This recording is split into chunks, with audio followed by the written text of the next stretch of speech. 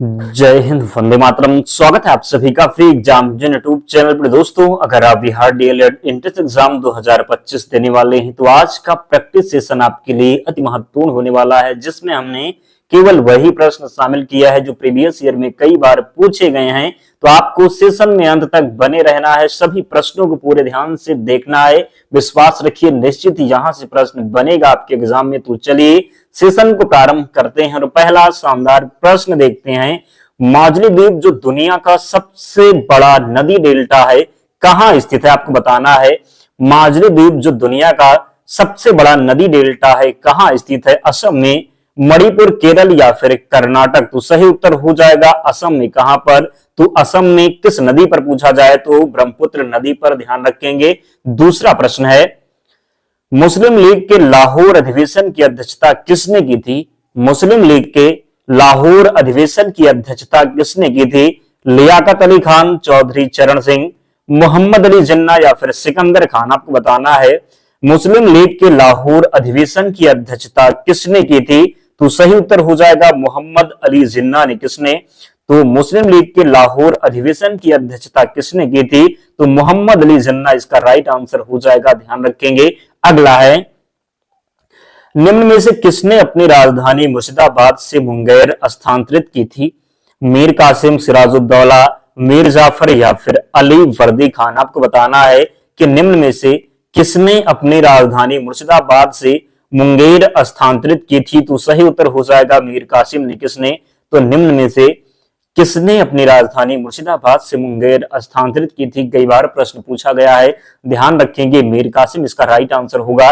और इसकी पीडीएफ के लिए आप लोग टेलीग्राम चैनल से जुड़ जाना, लिंक डिस्क्रिप्शन बॉक्स में है, या फिर आप टेलीग्राम पर जाएंगे, सर्च कर लेंगे फ्री एग्जाम जोन, आपको चैनल मिल जाएगा, ज्वाइन हो जाना, वहां पर आपको सारी पीडीएफ मिल जाएगी।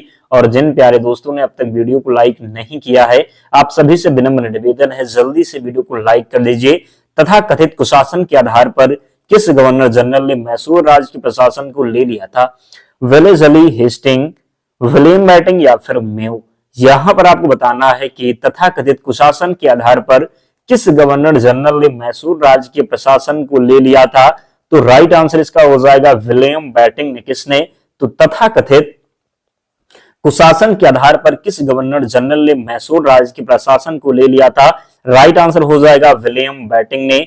अगला है, पूर्ण स्वराज की प्राप्ति की घोषणा भारतीय राष्ट्रीय कांग्रेस ने कब की थी? आपसे प्रश्न पूछा गया है कि पूर्ण स्वराज की प्राप्ति की घोषणा भारतीय राष्ट्रीय कांग्रेस ने कब की थी? 1916, 1929, 1930 या फिर 32 हो जाएगा। तो राइट आंसर इसका होगा 1929 में पूर्ण स्वराज की मांग कब की गई थी? तो 1929 में यह प्रश्न कई बार पूछा गया है। अगला है, भारतीय उपमहाद्वीप में लौह का सर्वप्रथम साहित्यिक संदर्भ किसमें मिलता है? ऋग्वेद ने, यजुर्वेद ने, सामवेद ने या फिर उपनिषद ने? आपको बताना है कि भारतीय उपमहाद्वीप में लौह का सर्वप्रथम साहित्यिक संदर्भ किसमें मिलता है? राइट आंसर हो जाएगा यजुर्वेद में। किसमें? तो भारतीय उपमहाद्वीप में लौह का सर्वप्रथम साहित्यिक संदर्भ किसमें मिलता है? तो यजुर्वेद में मिलता है। सातवां प्रश्न है, निम्न में से अजातशत्रु के वंश का क्या नाम था? गुप्त वंश, मौर्य वंश, हर्यक वंश या फिर शिशुनाग वंश? तो निम्न में से अजातशत्रु के वंश का नाम था हर्यक वंश। क्या था? तो निम्न में से अजातशत्रु के वंश का नाम था हर्यक वंश। मुस्लिम लीग की स्थापना किस वर्ष हुई थी? 1905, 1902, 1906 या फिर 1904? तो मुस्लिम लीग की स्थापना हुई थी 1906 में। कब? तो मुस्लिम लीग की स्थापना हुई थी 1906 में, ध्यान रखेंगे। मुस्लिम लीग की स्थापना किस वर्ष? तो 1906 में मुस्लिम लीग की स्थापना हुई थी। अगला है, रैयतवाड़ी प्रथा प्रारंभ की थी किसने? टॉमस मुंडो ने, मार्टिन वर्ड, कार्नवालिस या फिर इनमें से कोई नहीं? तो रैयतवाड़ी प्रथा प्रारंभ की थी किसने? तो टॉमस मुनरो के द्वारा। किसके द्वारा? टॉमस मुनरो के द्वारा रैयतवाड़ी प्रथा जो है प्रारंभ की गई थी। किसके द्वारा? तो रैयतवाड़ी प्रथा प्रारंभ की गई थी टॉमस मुनरो के द्वारा। अगला है, भारत का उत्तरी मैदान किन नदी प्रणाली के द्वारा बना है? गंगा एवं सिंधु, गंगा सिंधु एवं ब्रह्मपुत्र, गंगा एवं ब्रह्मपुत्र या फिर सिंधु एवं ब्रह्मपुत्र? आपको बताना है कि भारत का उत्तरी मैदान किन नदी प्रणाली के द्वारा बना है? तो राइट आंसर इसका हो जाएगा गंगा, सिंध एवं ब्रह्मपुत्र। क्या होगा? तो भारत का उत्तरी मैदान किन नदी प्रणाली के द्वारा बना है? तो गंगा, सिंधु एवं ब्रह्मपुत्र इसका सही उत्तर हो जाएगा।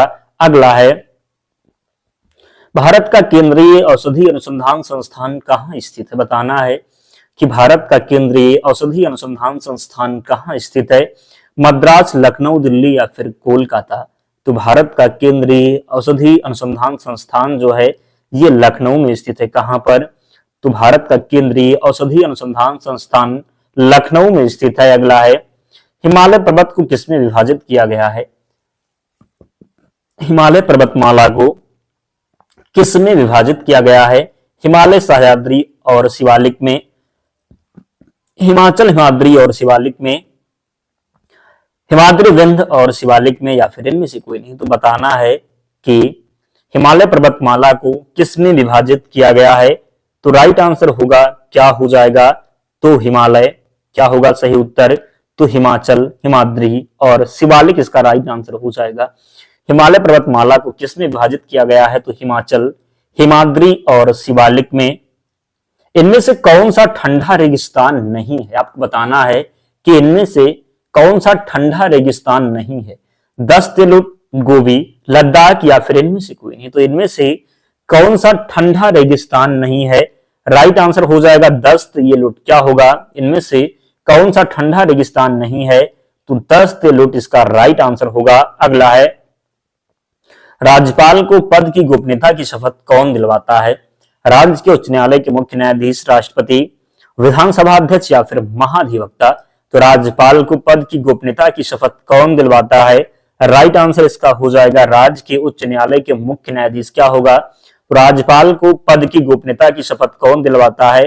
तो राज्य के उच्च न्यायालय के मुख्य न्यायाधीश इसका सही उत्तर होगा। अगला है, निम्न में से कौन सा मतदाता आयु घटाने से संबंधित संशोधन है? बताना है कि निम्न में से कौन सा मतदाता आयु घटाने से संबंधित संविधान संशोधन है? 61वां संविधान संशोधन, 42वां संविधान संशोधन, 24वां संविधान संशोधन, 52वां संविधान संशोधन? तो आपको बताना है कि निम्न में से कौन सा मतदाता आयु घटाने से संबंधित संविधान संशोधन है? तो राइट आंसर हो जाएगा 61वां संविधान संशोधन। क्या होगा? तो निम्न में से कौन सा मतदाता आयु घटाने से संबंधित संविधान संशोधन है? तो 61वां संविधान संशोधन इसका सही उत्तर हो जाएगा। अगला है, भारतीय संविधान की दी गई अनुसूची में कौन सी अनुसूची राज्यों के नाम की अनुसूची तथा राज्य क्षेत्र का ब्यौरा देती है? तीसरी अनुसूची, दूसरी अनुसूची, पहली अनुसूची या फिर पांचवी अनुसूची? बताना है कि भारतीय संविधान की दी गई अनुसूचियों में से कौन सी अनुसूची राज्यों के नाम की अनुसूची तथा राज्य क्षेत्र का ब्यौरा देती है? तो राइट आंसर इसका हो जाएगा पहली अनुसूची। किसमें? तो पहली अनुसूची इसका सही उत्तर हो जाएगा। दूसरी अनुसूची है वेतन भत्ते से, तीसरी जो है ये शपथ से है। किससे है? तो तीसरी शपथ से है, और चौथी की जब बात करेंगे तो ये राज्यसभा से है, ध्यान रखेंगे। अगला है, भारत के नियंत्रक एवं महालेखा परीक्षक लेखा जोखा संबंधी रिपोर्ट किसको प्रस्तुत करते हैं?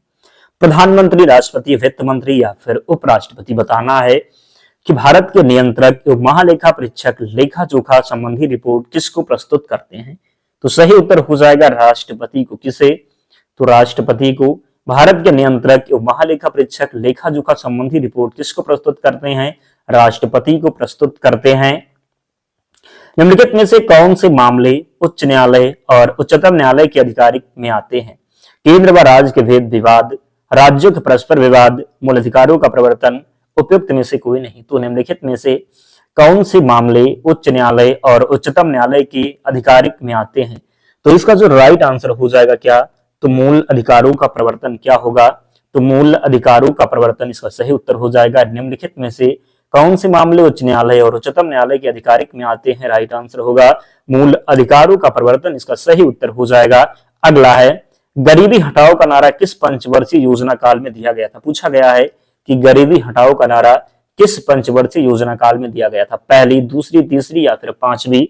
तो राइट आंसर इसका हो जाएगा, क्या होगा? सही उत्तर होगा पांचवी। क्या?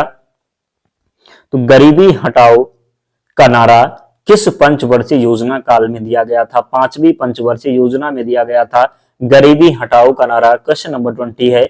जिन प्यारे दोस्तों ने अब तक भी वीडियो को लाइक नहीं किया है आप सभी से निवेदन है जल्दी से वीडियो को लाइक कर दीजिए और चैनल को सब्सक्राइब करके हमारे साथ जुड़ जाइए। विश्वास रखिए अगर आप डेली प्रैक्टिस सेशन में हमारे साथ जुड़ते हैं तो एक भी प्रश्न एग्जाम में यहाँ से बाहर नहीं जाने वाला है। बस आपको पूरे ध्यान से अंत तक वीडियो को देखना है। सुलभ मुद्रा का क्या अर्थ है आपको बताना है कि सुलभ मुद्रा का क्या अर्थ है। बचत का निम्न स्तर, ब्याज की कम दर, आय का निम्न स्तर या फिर बचत की कम दर। तो सही उत्तर हो जाएगा ब्याज की कम दर। क्या होगा तो सुलभ मुद्रा का क्या अर्थ है, ब्याज की कम दर। इसका राइट आंसर हो जाएगा सुलभ मुद्रा का क्या अर्थ है तो ब्याज की कम दर हो जाएगा। अगला है भारत की राष्ट्रीय अर्थव्यवस्था का सबसे बड़ा स्रोत क्या है। व्यापार क्षेत्र, कृषि क्षेत्र, सेवा क्षेत्र या फिर इनमें से कोई नहीं। तो भारत की राष्ट्रीय अर्थव्यवस्था का सबसे बड़ा स्रोत व्यापार क्षेत्र, कृषि क्षेत्र, सेवा क्षेत्र या फिर इनमें से कोई नहीं। तो राइट आंसर हो जाएगा सेवा क्षेत्र। क्या होगा तो भारत की राष्ट्रीय अर्थव्यवस्था का सबसे बड़ा क्षेत्र है सेवा क्षेत्र। क्वेश्चन नंबर 22 है शीतकालीन फसल ऋतु को भारत के किस नाम से जाना जाता है। रवि, शीतल, खरीफ या फिर जायद। बताना है कि शीतकालीन फसल ऋतु को भारत के किस नाम से जाना जाता है। तो राइट आंसर हो जाएगा रवि की फसलें। क्या तो रवि की फसलें। रवि की फसलें में कौन कौन सी फसलें आती तो ध्यान रखेंगे गेहूं, चना, मटर, जौ, सरसों, ये सब जो फसलें हैं ये रवि की फसलें में आती हैं। अगला है चेरनोबिल दुर्घटना किससे संबंधित है। भूकंप, अम्लीय वर्षा, नाभिकीय वर्षा या फिर इनमें से कोई नहीं।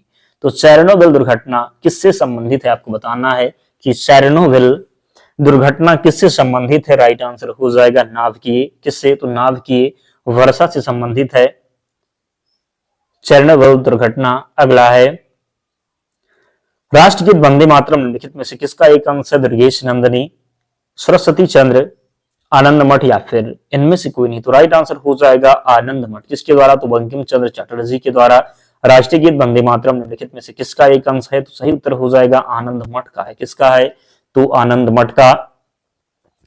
बोरीवली राष्ट्रीय उद्यान कहाँ स्थित है। महाराष्ट्र, मध्य प्रदेश, छत्तीसगढ़ या फिर कर्नाटक। तो बोरीवली राष्ट्रीय उद्यान कहाँ स्थित है।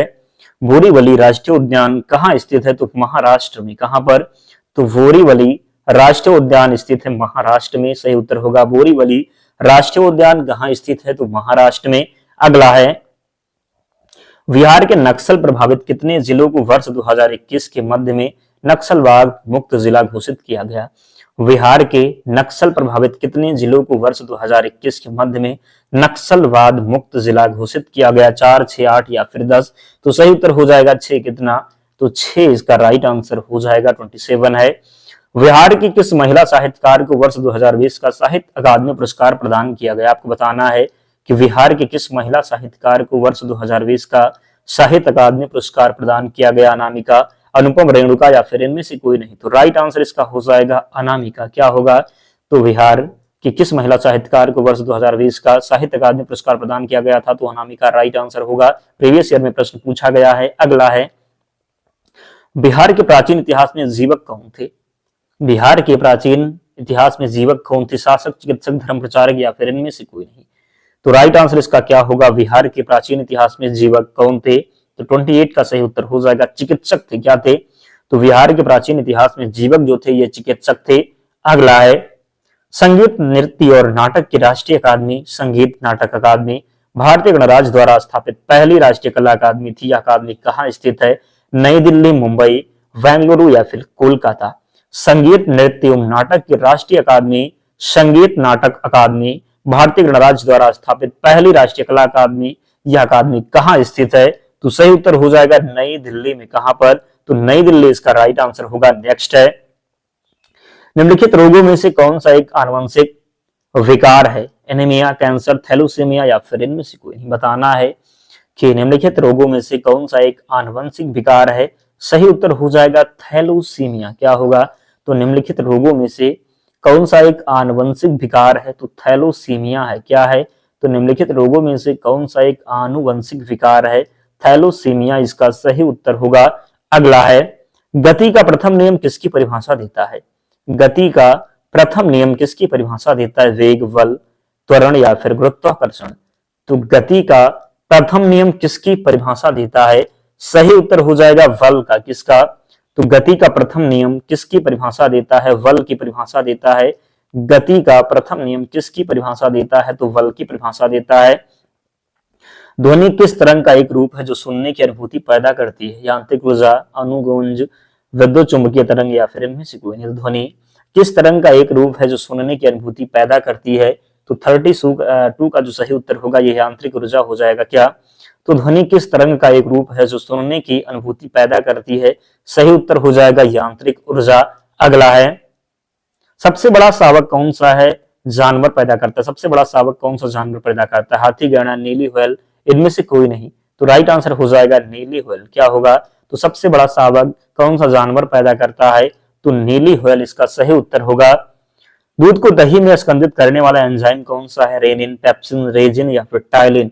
तो सही उत्तर इसका होने वाला है क्या? तो रेनिन इसका क्या? तो रेनिन इसका सही उत्तर होगा। दूध को दही में स्कंदित करने वाला एंजाइम कौन सा है? रेनिन। अगला है, मानव शरीर में विटामिन ए कहाँ संचित रहता है? कृत में, आमाशय में, तिल्ली में या फिर हृदय में? तो मानव शरीर में विटामिन ए कहाँ संचित रहता है? तो मानव शरीर में विटामिन ए कहाँ संचित रहता है? यकृत में। कहां पर? तो मानव शरीर में विटामिन ए संचित रहता है यकृत में। कहां पर? तो यकृत में। अगला है, मानव शरीर में प्रचुर मात्रा में कौन सा तत्व है? कार्बन, ऑक्सीजन, नाइट्रोजन या फिर कैल्शियम? मानव शरीर में प्रचुर मात्रा में कौन सा तत्व है? ऑक्सीजन इसका राइट आंसर हो जाएगा। क्या? तो मानव शरीर में प्रचुर मात्रा में कौन सा तत्व है? तो मानव शरीर में प्रचुर मात्रा में जो तत्व है ये ऑक्सीजन है। क्या है? तो ऑक्सीजन है, ध्यान रखेंगे। अगला है, सेरिब्रम किससे संबंधित है? आपको बताना है कि सेरिब्रम जो है ये किससे संबंधित है? यकृत से, हृदय से, मस्तिष्क से या फिर आमाशय से? तो सेरिब्रम किससे संबंधित है आपको बताना है। सेरिब्रम किससे संबंधित है? तो मस्तिष्क से संबंधित है सेरिब्रम। किससे? तो सेरिब्रम जो है ये मस्तिष्क से संबंधित है। किससे? तो सेरिब्रम मस्तिष्क से संबंधित है। अगला है, मौसमी गुब्बारों में कौन सी गैस भरी जाती है? हीलियम, हाइड्रोजन, लिथियम या फिर वायु? मौसमी गुब्बारों में कौन सी गैस भरी जाती है? मौसमी गुब्बारों में हीलियम भरी जाती है। क्या? तो मौसमी गुब्बारों में कौन सी गैस भरी जाती है? मौसमी गुब्बारों में हीलियम भरी जाती है। क्या? तो मौसमी गुब्बारों में कौन सी गैस भरी जाती है? तो हीलियम भरी जाती है। तरण ताल वास्तविक गहराई से कम गहरा दिखाई देता है, इसका मुख्य कारण क्या है? अपवर्तन, प्रकाश प्रकीर्णन, परावर्तन या फिर इनमें से कोई नहीं। तो तरण ताल वास्तविक गहराई से कम गहरा दिखाई देता है, इसका मुख्य कारण क्या है? तो क्या हो जाएगा? अपवर्तन इसका राइट आंसर है। तरण ताल वास्तविक गहराई से कम गहरा दिखाई देता है, इसका मुख्य कारण है अपवर्तन। अंतिम प्रश्न है, तो जिसने भी अब तक वीडियो को लाइक नहीं किया है आप सभी से निवेदन है आप लोग जल्दी से वीडियो को लाइक कर दीजिए। निम्नलिखित में से कौन सा एक कार्बन उर्वरक है? यूरिया, पीट, एल्यूमिनियम या फिर इनमें से कोई नहीं। तो निम्नलिखित में से कौन सा एक कार्बन उर्वरक है? यूरिया, पीट, एल्यूमिनियम या फिर इनमें से कोई नहीं। तो सही उत्तर इसका हो जाएगा, क्या होगा? पीट इसका राइट आंसर हो जाएगा। निम्नलिखित में से कौन सा एक कार्बन उर्वरक है? तो पीट सही उत्तर होगा। दोस्तों 40 प्रश्न थे, आप लोग कमेंट करके बताइए आपका स्कोर क्या रहा, कितने प्रश्न आप सही कर पाए, जरूर कमेंट करके बताएं। और इसकी पीडीएफ के लिए आप लोग टेलीग्राम चैनल से जुड़ जाना, लिंक डिस्क्रिप्शन बॉक्स में है, या फिर आप टेलीग्राम पर जाएंगे और सर्च करेंगे फ्री एग्जाम जोन, आपको चैनल मिल जाएगा, ज्वाइन हो जाना, वहां पर आपको पीडीएफ मिल जाएगी। और जिन्होंने वीडियो को लाइक नहीं किया है लाइक करके ही जाना है। तो मिलते हैं नेक्स्ट वीडियो में, तब तक पढ़ते रहिए, ध्यान रखिए अपना, स्वस्थ और सुरक्षित रहिए। जय हिंद।